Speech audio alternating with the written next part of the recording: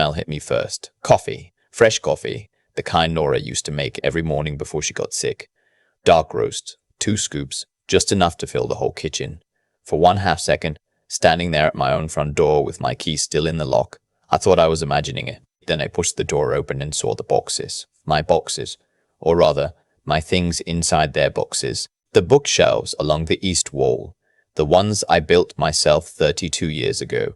The ones that still had small crayon marks on the bottom shelf where my daughter used to color while I read, were half empty.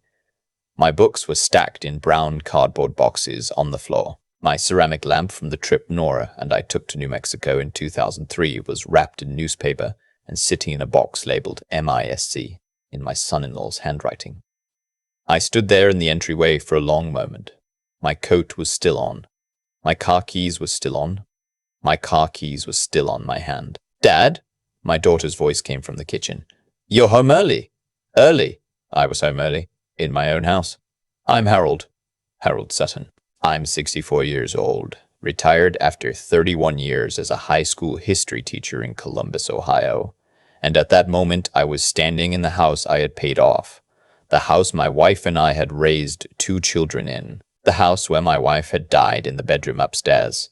And my things were in boxes. My daughter's name is Paige. She's 37. She married a man named Todd 4 years ago, and I never had strong feelings about Todd one way or the other. He was quiet. Polite enough. Remembered to shake my hand at Christmas. That was about as far as my understanding of him went. Paige and Todd had hit some financial trouble the previous year. She told me about it over the phone in March. Credit card debt that had gotten out of control. A car loan they were underwater on. Her hours at work getting cut. I said what any father would say. I said they could stay with me for a while. Get back on their feet. Save some money. That was 14 months before I found my books in boxes. "What is this?" I asked Paige when she appeared in the kitchen doorway with a dish towel over her shoulder. She didn't look surprised that I was asking. She also didn't look sorry. She looked like she had rehearsed what she was going to say and was simply waiting for her cue. "We've been talking about this, Dad. The house is too big for one person. You said it yourself." I said I rattled around in it sometimes. That's different from packing up my belongings. We're just reorganizing, making space. Todd's brother might be coming to stay for a little while, and we thought, Todd's brother, just temporarily. I looked at the box marked MISC. I looked at the empty shelf where the New Mexico lamp had been for 21 years. I took a breath. "Paige, this is my house." "We know that, Dad." She said it the way you talk to someone who's confused. Patient. Careful. Like the words themselves were a favor. We just think it makes more sense if we use the space more efficiently. I didn't push it that night. I was tired. I was 64 years old, and I had driven 4 hours back from my college roommate's place in Pittsburgh, and I was tired in a way that went beyond sleep. I put my coat in the closet, and I went upstairs, and I sat on the edge of the bed that Nora and I had shared for 38 years, and I told myself I had misread the situation. I hadn't misread anything. Over the following weeks, I watched my own house rearrange itself around me. Todd's brother, a man named Greg, who I met exactly once and who shook my hand without making eye contact, moved into the guest room, my home office, the room where I'd graded 31 years of papers, where I kept my Nora's photo albums, where I had a small television I liked to watch the evening news on, was cleared out to make room for what Paige called a proper living space for Greg. My things from the office went into the garage. I found my photo albums in a box next to the lawnmower. That was the moment something shifted in me. Not anger, exactly. Not yet. Something quieter. A kind of cold clarity. The way a room feels when the heat goes off in the middle of the night and you wake up and realize the temperature has been dropping for hours. I said nothing. I moved the photo albums back inside and put them in my bedroom closet. 2 weeks later, they were in the garage again. I want to be careful here, because when I tell this story to people, they sometimes ask why I didn't just tell them to leave. And the answer is complicated in the way that family is always complicated. Paige was my daughter. She was my daughter. I had held her when she was 4 hours old. I had taught her to ride a bike in the driveway of that exact house. She had sat next to me in the front row at her mother's funeral, and she was the only other person in the world who cried the same way I did. Not loudly, just steadily, like a slow leak that couldn't be stopped. When you love someone that way, you extend grace past the point where grace makes sense. You keep telling yourself there's an explanation, there's a misunderstanding. There's something you're missing. What I was missing was that Paige and Todd had already spoken to a real estate attorney. I found out about it, the way you find out about most things you weren't supposed to know, by accident. I came downstairs at 6 in the morning, the way I always did, and Todd's laptop was open on the kitchen table, and I saw 3 words on the screen before he woke up and closed it. Estate planning consultation. I didn't say anything. I made my coffee. I went back upstairs, but those 3 words sat in my chest like a stone. I have a doctor. Dr. Patricia Owens. She's been my physician for 16 years, and I saw her that Thursday for my regular checkup. Blood pressure was up. She wasn't surprised, given that I mentioned Paige and Todd was staying with me. She asked how that was going. I told her the truth. She listened the way good doctors do, and then she said very carefully, "Harold, have you talked to anyone? An attorney, maybe?" I said I hadn't. She didn't tell me what to do. She just looked at me for a moment in the way that means more than words. That evening, I called my former colleague, Bud Mercer. Bud taught social studies at the same school I did for 20 years and retired 2 years before I did. And his son-in-law is an estate attorney in Cleveland. He gave me the number. I wrote it on a piece of paper and put it in my wallet. I was going to call the following Monday. I didn't get the chance. It was a Saturday, late October. I had been working in the backyard, cleaning out the garden beds, which I do every fall, which I have done every fall since 1987, when I felt it. A heaviness in my chest. Not pain exactly. Pressure. Like someone had placed a hand flat against my sternum and was pushing, slowly, steadily. My left arm felt strange. Not numb, just distant, like the signal was getting delayed. I knew what it might be. I'm a 64-year-old man with a family history of heart disease. My father had his first cardiac event at 61. I walked into the back door and Paige was at the kitchen table on her phone. "Something's wrong," I said. "I need you to call 911. She looked up. And I want to tell you she immediately dropped her phone and came to me. I want to tell you that the next thing that happened was the sound of her dialing, but that is not what happened. What happened was, she looked at me for a moment and said, "Are you sure? You're probably just dehydrated. Paige, call an ambulance, please. Todd," she called toward the hallway. "Dad thinks he needs an ambulance." Todd appeared. He looked at me and then at Paige, and they had a conversation with their eyes that I was not meant to be part of. "Let's just get you upstairs and you can lie down," Todd said. "If it's not better in an hour, we'll take you to urgent care." He was not rough with me. That's the thing I want to be clear about. He didn't grab me or push me. He was actually quite gentle, guiding me toward the stairs with his hand on my shoulder, and in a different world that might have seemed like kindness. But my chest still felt like something heavy was sitting on it, and the stairs seemed very long, and when we got to my room, Todd set me on the bed and I said, "My phone. I need my phone. It's charging," he said. "Rest." He left. He closed the door. And I heard, though I was not certain of it in that moment, the small, specific click of the lock on the outside of my bedroom door. It was an old house. That lock had been there since we moved in. Nora and I had laughed about it once. Who puts a lock on the outside of a bedroom door? We had never used it. I tried the door after a few minutes. It was locked. I am not a man who panics easily. 31 years in a classroom with teenagers will either break you or give you an extremely high tolerance for chaos. And I fell into the second category. So I sat on the edge of the bed, and I breathed slowly and deliberately, and I told myself to think. My phone was not in the room. The house phone, we still had a landline, one of those old habits Nora and I had kept, was in the kitchen. There was no phone in the bedroom.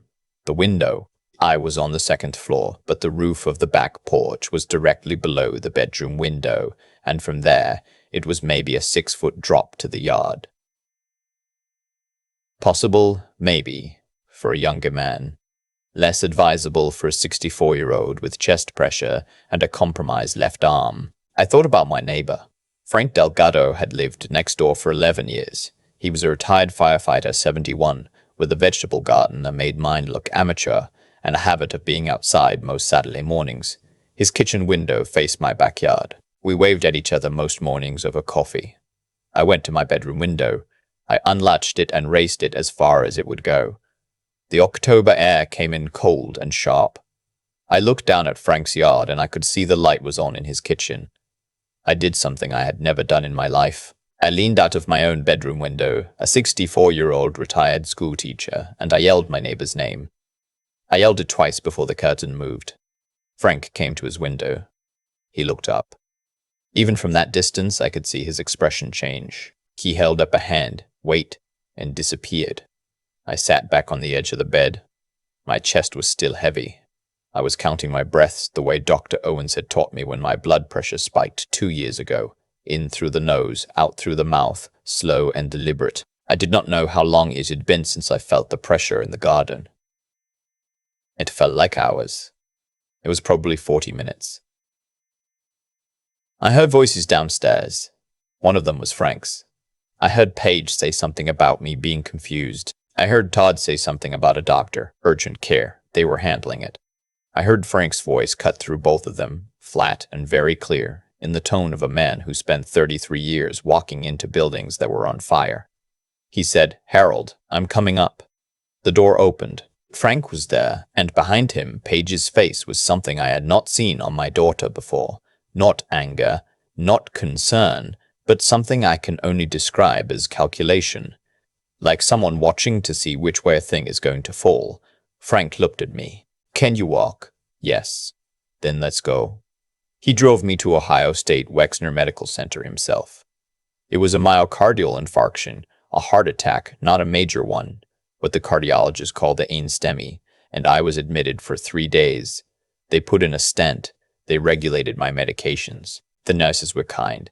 The cardiologist, a calm woman who reminded me of my best student from 1998, told me I was lucky that I had gotten in when I did. Lucky. I thought about that a lot. Lying in that hospital bed with monitors beeping softly and the Columbus skyline visible through the window. Lucky. Lucky that Frank had been home. Lucky that the window had opened.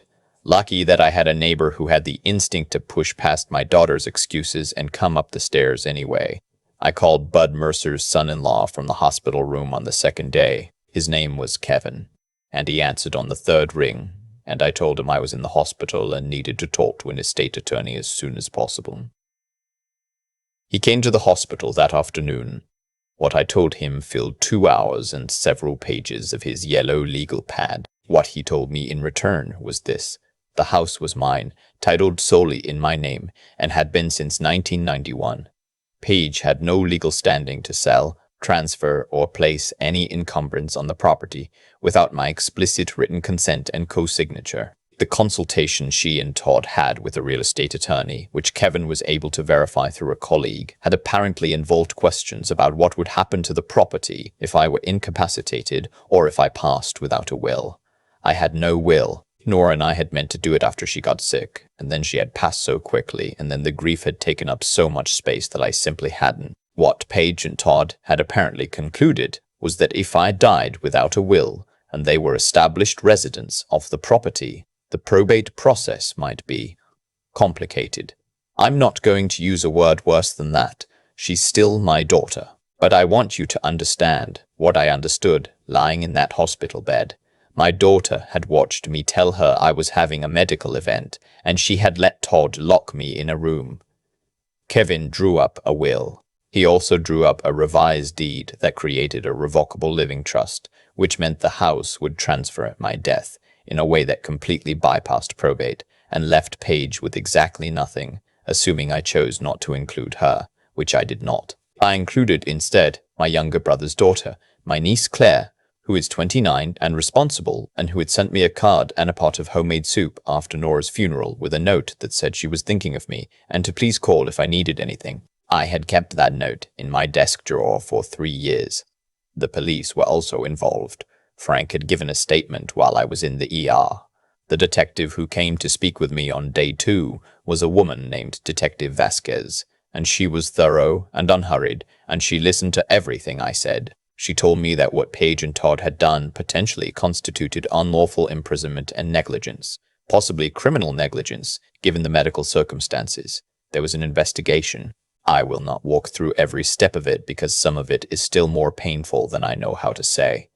What I will tell you is that Todd, when confronted with the question of the locked door, said it had been an accident, that it was an old lock and it had jammed by itself. His face said he believed this would work. It did not work. Todd was charged with unlawful restraint and criminal negligence. He accepted a plea agreement, 18 months, suspended, with 2 years probation and a requirement to complete a bachelor's intervention program, since what had happened also fit within the legal definition of elder abuse under Ohio law. Greg, the brother, had apparently been aware that something was going on and said nothing. He was not charged, but he left the state within a week. Paige was not charged criminally. The prosecutor determined there was insufficient evidence to establish that she had directed the locking of the door, or had known about it with certainty, as opposed to simply going along with what Todd did. I disagree with that assessment. But it was not my call. She is not in my life anymore. That was my call. She came to see me once, after Todd's plea, at the small apartment I rented while the house was being cleaned out and repainted. She said she hadn't known it would go that far. She said she had thought I was fine. She said she was sorry, in the way people say they're sorry, when they mean they are sorry about the consequences. I told her I needed time. I have not called her since. I do not know if I will. Here is what I know. I spent 31 years teaching history to 16-year-olds. I taught them about revolutions and wars and betrayals and all the 1,000 ways that power corrupts people who are afraid. I used to wonder sometimes if they were absorbing any of it, if the lessons were getting through. You never quite know. With teenagers, you plant seeds and then they leave, and you hope. What I did not expect was to need those lessons myself at 64 in my own house. The thing about elder abuse, and I say that phrase clearly and deliberately because that is what happened to me, and I spent a long time not wanting to use those words. The thing about it is that it almost always comes from someone who loves you, or who you love, or who you thought you knew. It comes dressed in concern. It comes with dish towels over shoulders and gentle hands guiding you upstairs. It sounds like you're just dehydrated and let's get you lying down. It doesn't look like what you think abuse looks like. It looks like family. I moved back into my house in January. Frank helped me repaint the office. We put up the shelves the way I wanted them, not pressed wood ones from a big box store, but solid oak, the kind that last. And I put my books back in the order I wanted them, and the New Mexico lamp went back on the corner table, and Nora's photo albums went on the middle shelf where I can see them from my desk. My niece Claire came to visit in February. She stayed for a long weekend, slept in the guest room, and made Nora's recipe for beef stew from the index card I keep in the kitchen drawer. We sat at the kitchen table until 11 o'clock that first night, just talking, the way I used to talk with Nora on the evenings when the kids were in bed and the house was quiet and we had nothing to do but be in each other's company. I had forgotten what that felt like. That ease, that particular silence that isn't actually silence at all but something warmer.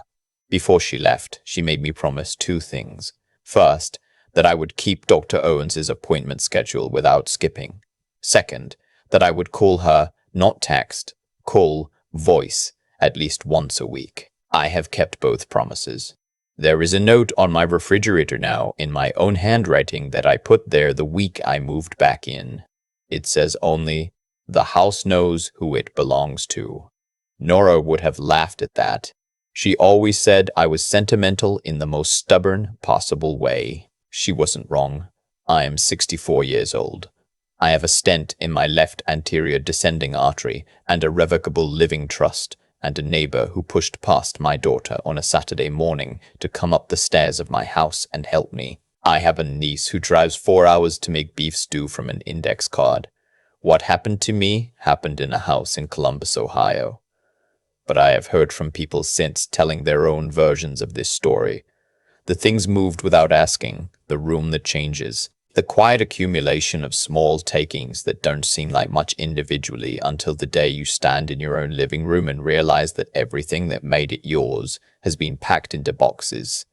I have heard it more times than I want to count. So if you're watching this and something in what I've said sounds familiar, not the dramatic part, not the locked door and the ambulance, but the smaller part, the boxes, the casual rearranging, the sense that you are being slowly edited out of your own life, please hear me. You are not imagining it. It is not nothing. And you do not have to wait until it becomes something much worse before you decide to take care of yourself. I waited too long. I extended grace past the point where it was doing anyone any good, including me. Don't do what I did. The number for Ohio's Elder Abuse Hotline is in the description of this video. So is the number for the National Center on Elder Abuse. If you're outside Ohio, those resources can help you find what's available where you are. And if you have a neighbor like Frank, a person who shows up, who doesn't accept the polite explanation, who comes up the stairs anyway, tell them thank you. Tell them now, while you still can. I brought Frank a bottle of good bourbon the week I came home from the hospital. He said I didn't have to do that. I told him I knew. I've had a long time now to sit with everything that happened. Long enough that I don't cry about it anymore, most days. Long enough that I can say Paige's name out loud without my chest tightening the way it used to. That's not healing exactly. I'm not sure what to call it. Maybe just the slow work of time doing what time does. What I keep coming back to, and I've thought about this more than I probably should, is how gradual it all was. There was no single moment when my daughter became someone I didn't recognize. It happened the way a house settles, slowly, quietly, in ways you don't notice until one day a door doesn't close right and you realize the whole frame has shifted. I spent 31 years teaching history. I told my students every year that the biggest mistakes in history were rarely made all at once. They accumulated. Small compromises, small silences, small decisions to look the other way. And then one day you look up and the thing you were afraid of is already fully built and you're standing inside it. That's what happened in my house. And I let it happen longer than I should have. I don't say that to be hard on myself. I say it because it's true, and because the truth of it is useful. I extended grace to my daughter because I loved her, and love is not a wrong reason to extend grace. But love without clarity is just a different kind of blindness. I kept waiting for her to be who I believed she was, and in doing that I gave her and Todd time they used in ways I still can't fully bring myself to describe. Todd made a choice in that hallway. When I told him I needed an ambulance and he guided me toward the stairs instead, he made a choice. A man makes a choice like that, not in a single second, but over months of smaller choices that taught him there were no consequences.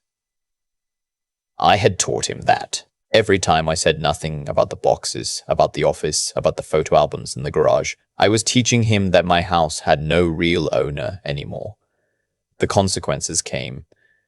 They came in the form of Frank Delgado's voice cutting through the excuses. They came in the form of Detective Vasquez's yellow legal pad. They came in the form of a trust document that removed Paige's name from the one thing she had been engineering toward for over a year. Every action pulled its consequence behind it like a shadow. It just took longer than I would have wanted.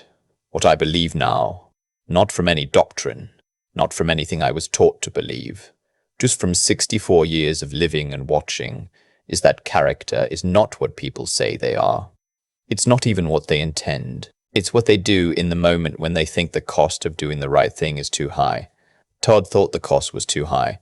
Paige let him make that calculation for both of them. Frank thought differently. Frank, who had nothing to gain, who owed me nothing beyond the ordinary debt neighbors owe each other, pushed past the polite explanation and came up the stairs. That is character, not the dramatic kind. The quiet, unremarkable kind that shows up on a Saturday morning in October and drives you to the hospital. The hardest thing I've had to learn, and I'm still learning it, I want to be honest about that, is that intelligence and love are not the same thing as wisdom.